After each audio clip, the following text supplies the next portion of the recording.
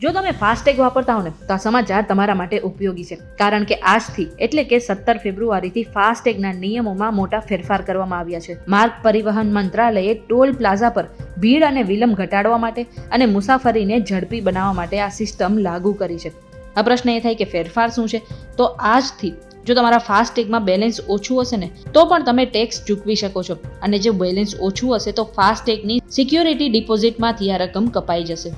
Recharge કરતાની સાથે જ જે સિક્યોરિટી ડિપોઝિટમાંથી રકમ કપાયેલી હતી એ તમને પાછી મળી જશે. નવા નિયમ મુજબ ફાસ્ટેગ માટે 70 મિનિટનો સમયગાળો નક્કી કરવામાં આવ્યો છે. આ અંતર્ગત ટોલ બૂથ પાર કરતા પહેલા તમારે 60 મિનિટ પહેલા તેનું રિચાર્જ કરાવવું પડશે, અને ટોલ પાર કર્યાના 10 મિનિટ પછી પણ તમે આ કામ કરી શકો છો. જો ડ્રાઈવર આમ કરવામાં નિષ્ફળ જાય છે તો તેમને બમણો ટોલ પણ ચૂકવવો પડી શકે છે. આ માટે નેશનલ પેમેન્ટ્સ ઓફ કોર્પોરેશને 28મી જાન્યુઆરી એક પરિપત્ર પણ બહાર પાડ્યો હતો. આ જે નિયમોમાં ફેરફાર કરવામાં આવ્યો છે તે આજથી એટલે કે સોમવારથી અમલમાં આવી ગયો છે. આ બાબતે તમે શું વિચારો છો? કમેન્ટ કરીને જરૂરથી જણાવી દેજો.